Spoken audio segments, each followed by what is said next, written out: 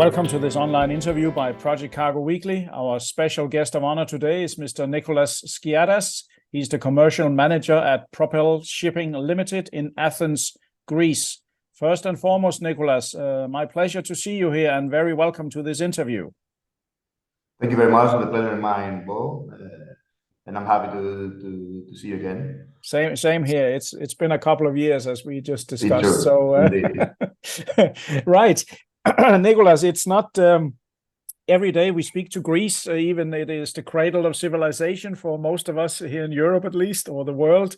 I always give a chance to our interviewees elaborating a little bit about their career. So tell our viewers around the world a little bit about your shipping career. Why and how did you choose to end up in this kind of business? Okay, for sure. First of all, my background was mainly logistics, and I used to live abroad in France, where I practiced and I was working for logistics companies. And then I decided to come back to Greece. It was, of course, as a Greek, let's say, the most, let's say, important Greek industry in Greece is shipping. So we are a shipping nation with a big history in this industry. And I started working for my first shipping company. It was Empress Lines. I stayed at Empress Lines, yes, which was a ship owner and liner operator. I was mainly involved in the liner department, and I stayed at Empress Lines for 9 years in Greece and in Belgium office, because I was also transferred in Belgium office for a few years. So I was like sales manager for the liner service and a liner manager for the Belgium office. So I stayed there for 9 years and decided to move in Norway to Höegh Autoliners, where I stayed for 2 years as a global sales manager for the break bulk segment. It was a very nice experience as well, a completely different type of vessels, ro-ro vessels, a very nice fleet with many liner services. For almost 2 years, I had a very good experience in Norway. And then I decided to come back to Greece, and where I participated at the creation of a newly established and startup shipping operator company, which was involved in investment in shipping. The name was Remo Seas. I stayed there until the coronavirus times. It was you understand that the market went a bit crazy at the time. So I decided to move on because of several current circumstances on a completely different sector for first time, on the wet sector, where I joined Zeus Lines in Benelux, and I stayed for 2 years for the chartering and operations department on LPG and tanker division. Oh, that's special. That was completely different, yes. It was very, very interesting, but of course, a completely new planet, let's say, and an industry inside the industry of shipping. And after passing for a few months from the group as well as a global director of sales for the crew management, I decided to move to the existing company where I am now, to Propel Shipping. This to explain a bit about Propel Shipping, if you want. Please. I mean, yes. Propel Shipping actually Limited is where I'm working now, is the branch office actually of Propel Shipping International, which I'll take the other hand. We all belong to the ACT group. ACT? Group. Yes. Okay. ACT group is based in India, in Kandla. Those are the headquarters. It's a company of almost 40 years old company. It's a quite old company in India. And they were dedicated mostly in ship agency, in stevedoring, chartering, ship broking, logistics. And 2011, it was decided by the owners of ACT to establish a shipping arm. And that happened in Singapore. And that was the first creation, say, of Propel Shipping in Singapore. I see. Yes, it was purely a commercial office. Then they entered in owning vessels, in ship owning vessels, and the Dubai office was created as well as a commercial office. So it was Propel Shipping Dubai, and they stayed in this setup for until this year, where there was a decision to open a new branch office in Athens, which Athens will be the Atlantic Europe Med office. Okay. So Propel Shipping is actually an owner now of 8 bulk carriers, from handy up to ultramax vessels. Okay. But also a very active operator, because we charter around 400 to 450 vessels per year. Okay. So we constantly have around 40 vessels in our in hands at any moment to serve our contracts and our cargoes. Okay. So the plan, of course, now is, by creating this office, to expand our activities to the Atlantic, to grow our fleet and get stronger in the area. Okay. The office in Athens starts growing very fast. And in this office, let's say, one of my tasks is to establish, we have already done that, to establish a team and the department which is going to be pure parceling and project cargo department. Oh yeah, right. So we will go, let's say, we are going to do a step further to the tradition of the company, to take it a step further. And now we have created this department with a dedicated team, experienced team, on the smaller size vessels, on MPP vessels. Oh yeah. So the team is mostly, the chartering and commercial team is dedicated, and also operation team that we create now is dedicated on vessels from 5,000-7,000 tons up to 20,000. Okay. But also, which one we are going to charter in, but also we are going to use our own fleet, our own handy size vessels, which are box-shaped vessels, for project cargo, breakbulk cargoes. And the main idea was because as we have the roots in India, we have very good access in the Indian contracts of steels. Okay. So we would like to reinforce the corridor between India, Med, and Europe, and vice versa. Okay. But also, we have started having regular shipments from Europe and Med to the US Gulf and to the US. So step by step, we are expanding our activities. Okay. And we will nominate in a few weeks' time. We will nominate also agents in Europe, sales representatives. Okay. And sky's the future. Interesting. It's very interesting because, for project cargo and breakbulk cargo, I know that some of the big bulkers, from time to time, when it fits, they do take, let's say, breakbulk cargo on deck and so on. But that you are now going into, let's say, the smaller segment, I mean, MPP vessels, which are up to 20,000-30,000 ton, means that you will be a great player in the market for wind turbines, for renewable. Exactly. We already participate in tenders for wind turbines. There we are quite active now with a few of the big, let's say, industries, of the big windmill traders and so we are very, very close to them. We participate in tenders, participate in daily quotations, and we are already having our first shipments of windmills. Yes. Fantastic. This is really very interesting, and I think a lot of people are really not, perhaps at least in the segment where I'm more familiar with this newsletter, are not familiar with Propel Shipping. Yes. Let's say for project cargos, but this is true, and this is actually Propel is a quite well-known operator on the dry bulk segment. Sure. But of course, it is not yet, and this is our task. It is not yet known because it didn't have so much activity on the breakbulk and project cargo. They do have the big steel contracts. I mean, we are carrying almost more than 1.5 million tons of steels per year. Right. So we are very active on the steels, but we were not so active on the project. So we are there to change this and to create a new division, which we are. Yeah, it's interesting. I noticed that was it recently that the Danish company Norden bought Torco projects, and I also have a feeling that they again, Norden was known for bigger bulkers, but never really for project cargo, and they seem to be also looking at this market, and the same you are doing. I mean, there's no doubt all this renewable equipment floating around with mega amounts of wind turbines in particular that can go well on deck is a huge target for you, I guess.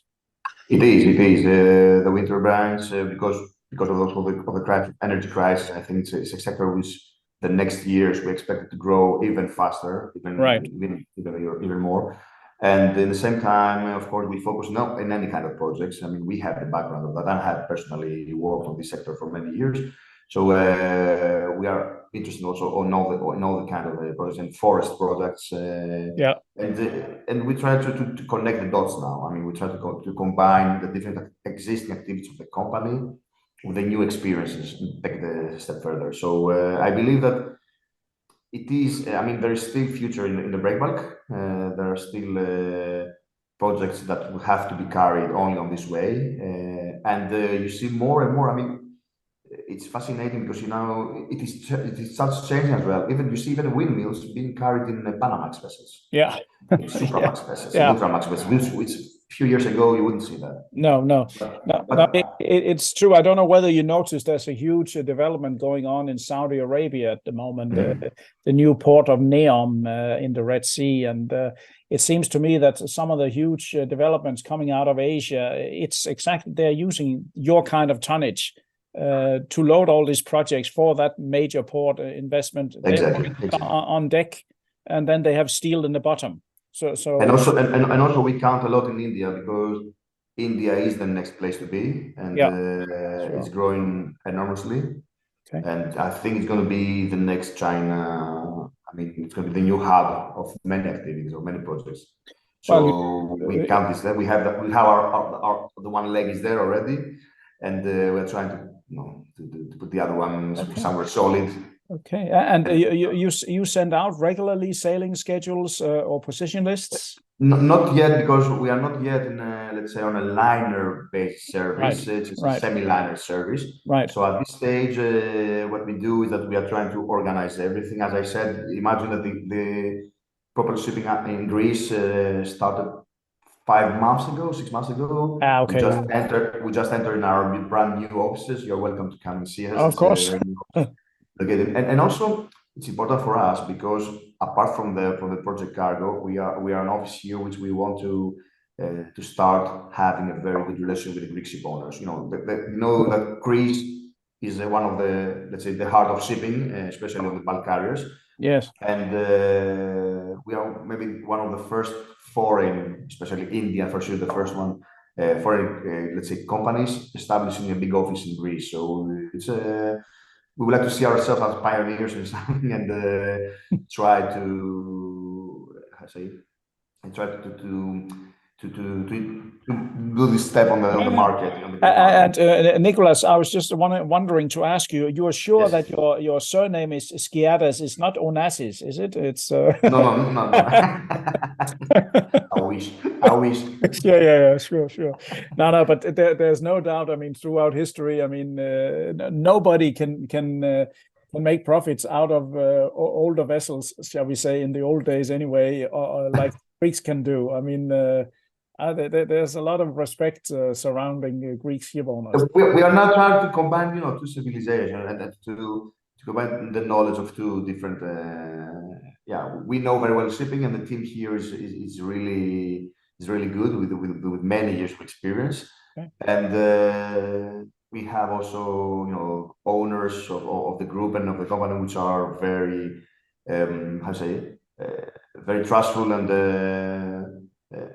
looking forward. I mean, they're very open-minded, and they're doing a very, very good job to support us and to have brilliant ideas, and we have very good backup. So we're very confident that it's going to be successful. Yeah, and with the strong background that you have in India, because of course, when you say India, you know yourself that immediately people say, "Oh, is it now trustworthy? Is it somebody that has a strong background?" Because India is a huge economy, but just like with China, it's not everyone that you can trust. So, of course, every country has that. But exactly. when you mention your background at ACT and you have own cargo already, so to speak, so it's not that you are totally depending. Yeah, no, it's as I said, everything is done step by step. So we didn't come out of nowhere. Right. And this is just the next step, which is maybe not one step, but many steps. But they're coming in solid ground. So yes. we know who we are. Yes. In which countries do you plan to nominate, let's say, sales agents or booking agents? Well, we will start with having somebody in Antwerp, because we believe, especially for the project cargo and the break bulk, it's the main port in Europe. Yeah. So we will do it. We will keep posted. This is the first one. Then there are plans for other as well nominations, but we will see. Okay. As I said, we take step by step, because now we start. We want to have our first nomination, because also we have ahead of us, the Antwerp Excel, Icebine. I mean, there are many events coming soon. Yeah. So we would like to be there, be ready, and I believe that with the collective activity, we'll have more wins, more wins. But I have to say, since we met in Oslo and we also met at Breakbulk, I mean, it's you certainly have. I think they've chosen a good man in you. You have a lot of diversified experience, and I think if you have the vessels and you have the background, I can't see why it should not be a success. Of course, there are many players out there. The market has been very strong for MPP, but I guess it's also like for the containers, it's softening a little bit now. But you feel confident about your product, I think. We do, and as I said, we will do it. I mean, we are also exploring new cooperations. We are discussing with other companies, with other owners. So we are quite open, and I believe we will just take it. No, we'll just take it where we believe it's going to happen. And there is a big. I mean, the area is quite big, because we cover, as I said, the whole. Personally, we cover as an office, we cover the whole Atlantic, Europe and Med. But at the same time, we have now started discussing a lot for projects from Asia, from Far East to Europe. So we are involved in different trades as well. Right. And to be honest, we have, let's say, we are the Atlantic and Europe Med office, but in terms of parceling and project cargo, let's say we currently handle globally the project. So even the other, in coordination, of course, with our offices in India, in Singapore and in Dubai, we are there to offer a service, in many areas. We don't lose the money. Okay, very good. And for you personally, just a personal note, do you feel good to be back in your home country again? Well, I do. Although I'm always tempted by living abroad, and we have discussed this in the past. I have lived in Norway, in France, in Belgium, and I always like to come back there. It is nice. It's nice, of course. I feel comfortable, but on the other hand, I always, in the back of my head, I always have the going abroad again. But you have good weather and good food down there, so it's true. It's a beautiful country. It's a beautiful country with probably with negative and positive, but it's a beautiful country. But especially the shipping is very good. You have many things to do. It's a huge market, but very interesting. You never know. Very interesting. No, I really appreciate that also it was possible to have this chance to interview you, and I'm sure our readers, we have about 40,000 receivers every second week, will be happy to read more about you. One final question here. If you look into your crystal ball for 2024, with the war in Ukraine, we have now the war in Gaza and Israel, and all kinds of bad news coming. How do you see 2024 from a logistics standpoint? It's a very difficult path.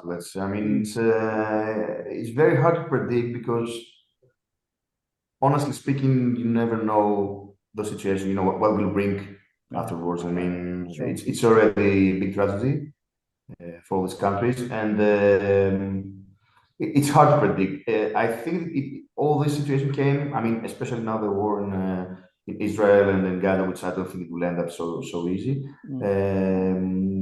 Came in a moment where the market, especially on the project cargo, was able to pick up again. I mean, it was positive, the trend.